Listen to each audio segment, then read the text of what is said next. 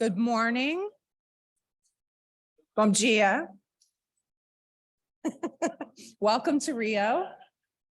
Before we get started, someone left their glasses last night at dinner. These belong to you. Yay! No.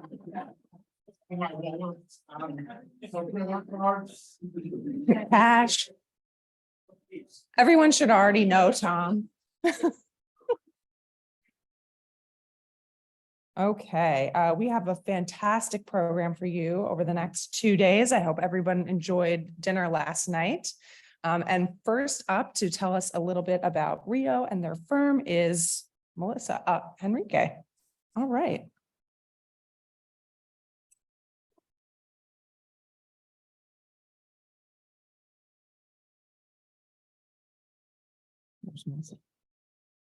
And here is your presentation, so just fast forward.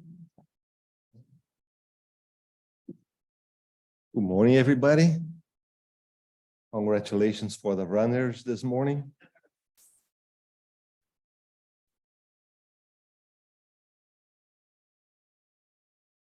All right, so I'm very sorry for you, but as the host firm member here, you're going to be forced to listen to me for 15 minutes. I'm going to talk a little bit about tax Brazil, and then a little bit about our firm. So at least you learn something more about Brazil and have good topics for conversation later on. So talking a little bit about Brazil, talking about politics and administrative scenario and what's going on in the country and opportunities for lawyers, things that we're probably going to see in the near future. Brazil is a federation with 27 states, more than 5,000 municipalities. All of those have legislative power. So you can imagine how many rules we have for every aspect of the life in our presidentialist system with elections every 4 years, the possibility of one re-election. So very frequent change of power. And unfortunately, not a lot of continuity. So things change very much each time a new government steps in. 37 ministers, also with regulating power, lots of administrative rules. We have a legislative body consists of 2 houses, Chamber of Deputies with 513 representatives, and then a Senate with 81 senators. Also, a lot of legislative activity and a lot of dispute between the powers, legislative and executive, for who's a protagonist and who's calling the shots. In states and municipalities, only one legislative house. Then with respect to the judicial powers, we have a court system that is split between federal courts and then regular courts that deal with the local and state matters. And then we have 2 superior courts that unify all the cases of those 2 systems. One court for federal law matters and another court for constitutional matters. And in Brazil, everything is constitutional. We have a huge constitution with hundreds of articles, and everything ends up in the Supreme Court, which is swamped with work. So litigation tends to take quite a while here in Brazil. We have a wide network of regulatory agencies for everything, every activity, communications, transportation, energy, and etc. They tend to be independent agencies, but they're under a lot of pressure by the other powers, the executive and the legislative, to interfere in their activities. So it's all a very difficult balance of powers. A little bit about population, 214 million people. Very, very big country. Unemployment about 10%, 9.3%. Inflation, that's a very optimistic number, I would say. We're probably going to be closer to 7% by the end of this year. Public debt, about 73% of GDP. GDP of about $2 trillion. So big economy. The legal scenario in Brazil is a scenario of high litigiousness, particularly in labor and tax. And when you look at Brazil, you'll see that there's an incredible amount of tax litigation and labor litigation as compared to other countries. The response time of courts to this matters has been improving with technology and more streamlining, more technology on the way courts work, and there's an increased use of alternative dispute resolution methods, a lot of arbitration, and people trying to find their ways out of the courts because of timing of response, but still improving. There's lots of rules, especially in administrative and tax law. So very hard to navigate. It's very hard for a company to be sure that it is doing the right thing. It's such a fast change and so many rules that is very hard to keep up. And that's one of the reasons why there's so much litigation. There's lots of opportunities for legal work in Brazil, both in the public and the private sector. Brazil has a sophisticated financial system, very well developed banking system, extensive public services, financed with private capital. We have been adding a lot of private money to public services. It's getting more and more sophisticated. Before, we only have a certain number of forms of performing public services. Now there are all sorts of different structures, finance, allocation of risks, different ways to get public services going, even at the request or at the initiative of the private sector, proposing structures and deals to the public sector. That is a novelty in Brazil, and it's been working well. Brazil is a diversified industry. Since the 70s of the last century, the military government, Brazil has been investing in diversifying its industry. So we produce all sorts of goods, even airplanes. Industry is losing some ground in Brazil to services and to agriculture, but still it's a very, very sophisticated plant or a group of industries we have here. Service industry is the one that grows the most, I think, like everywhere. Lots of technology-based industries. There's a very active venture capital community in Brazil. Brazil, surprisingly enough, has many new technology-based companies that are considered unicorns, and this industry is growing a lot. There's a lot of consolidation in the industry, lots of M&A opportunities. Brazilian companies are relatively cheap given the foreign exchange circumstances.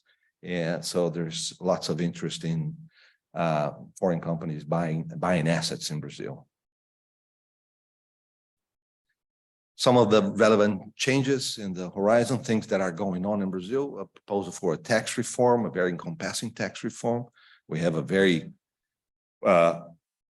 dysfunctional tax system where we don't tax much income and we tax a lot of consumption. So there's a an effort to change that scenario. We have 5 different VATs, trying to combine them into one. This tax reform is supposed to be voted at the end of this semester, maybe July. So we'll see if that goes forward. That will be a big change for Brazil. There's a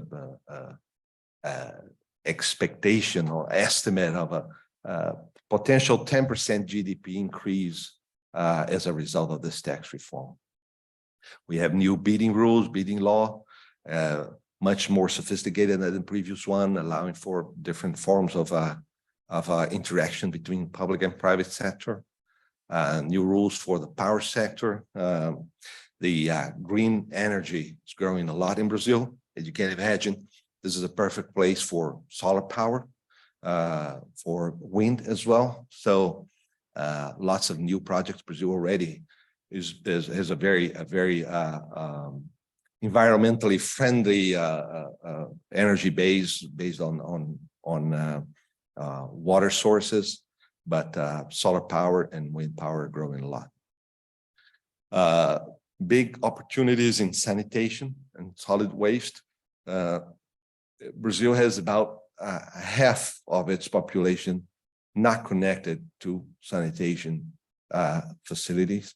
So there's a big push in all levels of government to get to proposed 99.5% connection to sanitation facilities. So there's a big opportunity there in that area.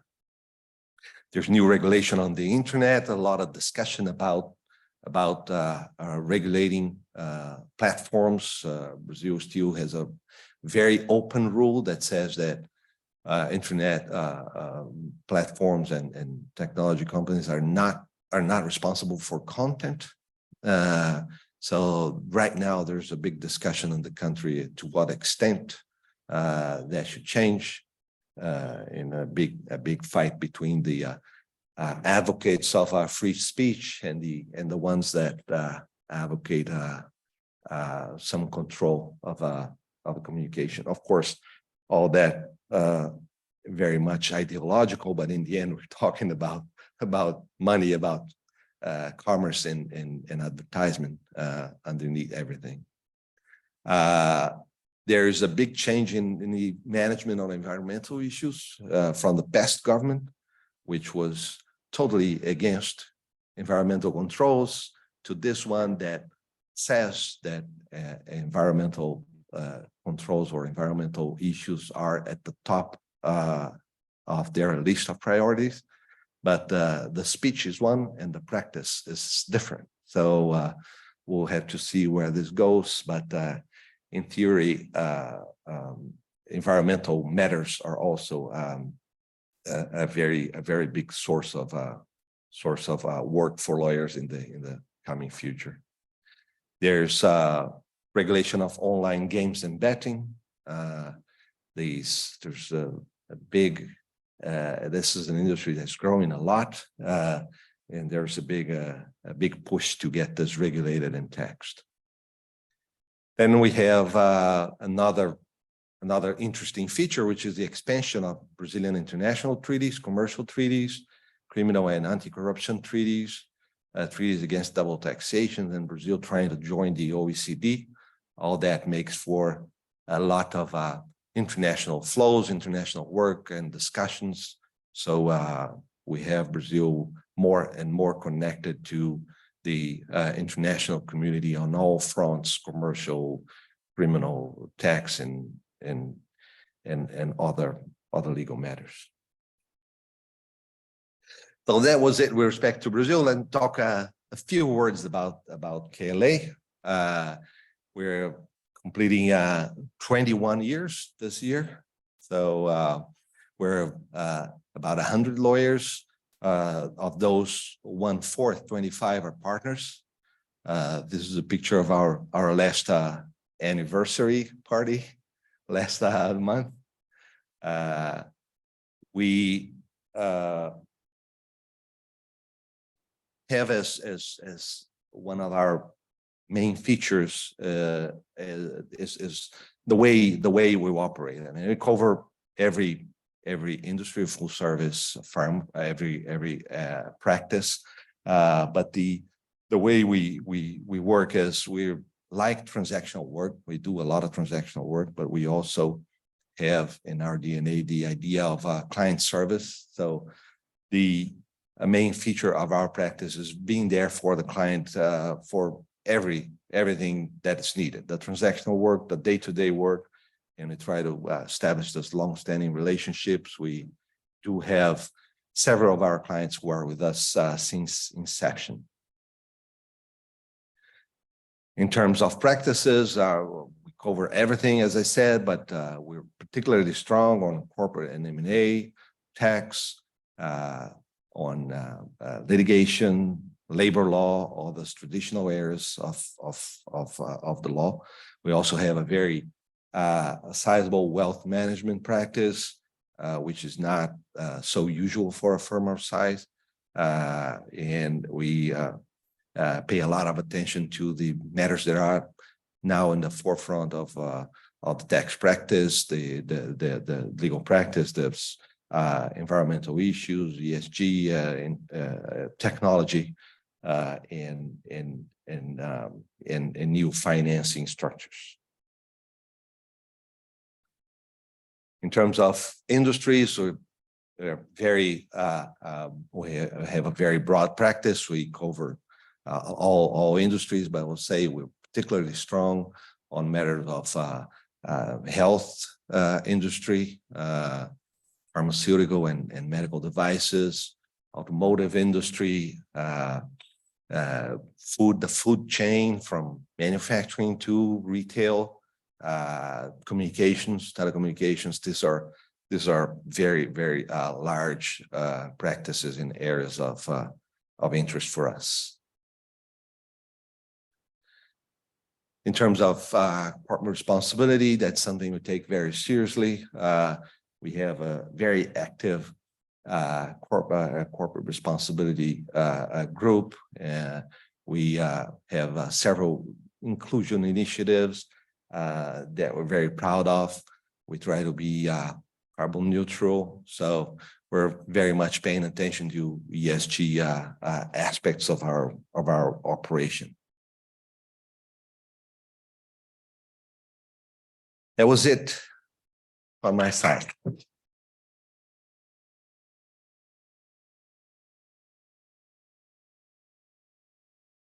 Thank you so much.